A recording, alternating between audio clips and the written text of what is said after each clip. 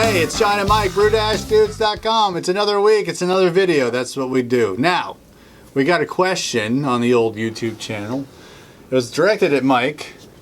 This guy was chomping at the bit. His name is Jonathan. He's asking us, hey, what's up with that Solera project you talked about like 6 months ago and was going to update everybody every 6 months or so. So, Michael, what's going on with that project? Top secret. Next topic. Next question. Next question. Hey guys, what about? So the Solera project. So what happened with the Solera project? The Solera project is still on the table, so to speak.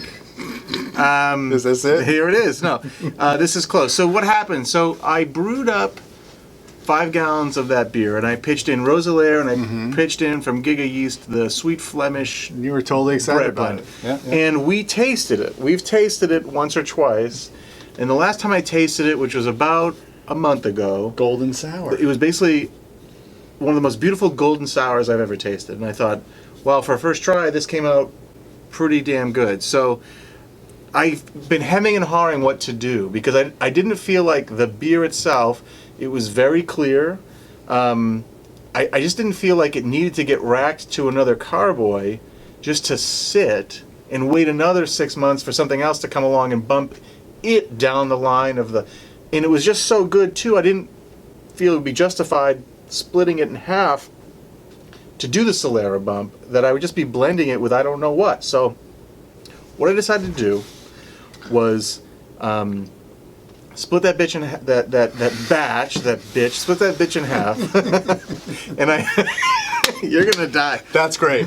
That's great. Keep going. So I put half of it into a keg, and it's carbonating now. Okay. And we'll be tasting that soon. Soonish, sooner than we think. In a carbonated manner, right? I'm gonna try to bottle some of that, and then actually get it out of the keg, just all in bottles, so it can age more in the bottle if necessary.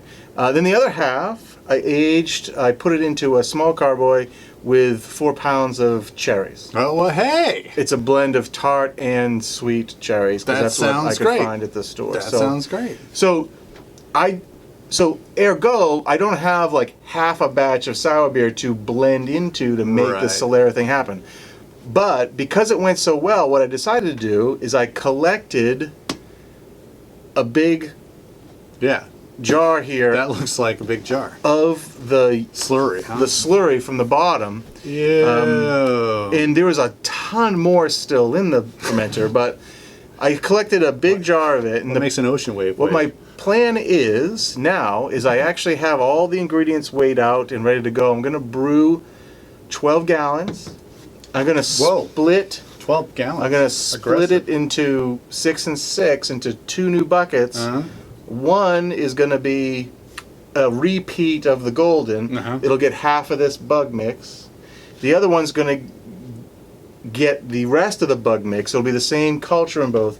But that second beer, before I actually boil it, I'm going to go from golden to a red.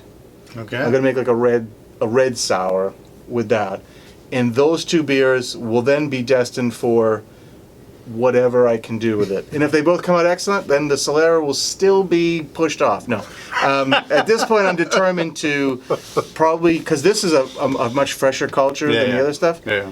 With this one, then I plan to probably check it at 3 months and be ready to do some racking and some blending if necessary, and start that Solera project. I've got a couple 5-gallon glass carboys ready to go. I just need to have the beer to put in them and start moving forward. But you know, when we tasted the beer, I think it's been remarkable that it's been this long. It's been over 6 months, almost 9 months now, in just plastic bucket, and it was pretty good. So so that's what happened to the Solera.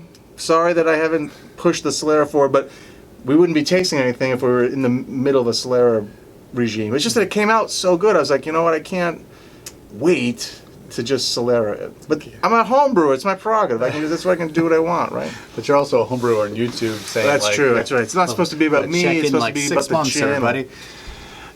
So thanks for keeping us honest. But at least we'll be tasting something from it. Like in maybe very soon. All right. Yep. All right. So just got to carbonate. I'm a little bit out of CO2 at the moment. So it's a horrible CO2 shortage. By the time you watch this video, we'll probably be carbonated. Probably. And then we'll drink it on camera and we'll talk about it. Yes. All right, cool. All right, well, I'm excited about the cherry edition too. I've been thinking about, because I have 15 gallons of sour in my basement too. It's almost about that time to start blending. That's thinking about like June. And you've put got on your calendar. You've got a pretty good diversity in those that are there to do some blending. So. Yep. So we'll see. And I'm just going to keep making a sour every year until I'm not capable of doing it anymore. Yeah, I can quickly see where like storage capacity and volumes, because now I've been kicking around this one bucket for a while, just kind of trying to have it be in a quiet corner, but now I'm going to have 2 of those buckets kicking around, and so it's just going to get... That's why you need to have space for 3 at least. I do. 4. I know. I need to just take over more of this finished basement and just kick the family out of the basement and just do it as... They have enough space upstairs. There's plenty of room. They don't need to be down here with like 150 carboys all going at the same time. Exactly. We just build a barrel room down here. It'd be great. Yeah.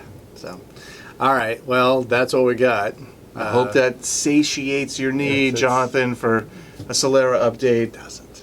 No. That's all right. But at least we have some other things cooking. So we'll talk more when we have that tasting. Probably next month. For John and Mike, brew-dudes.com. Solera on. Patience.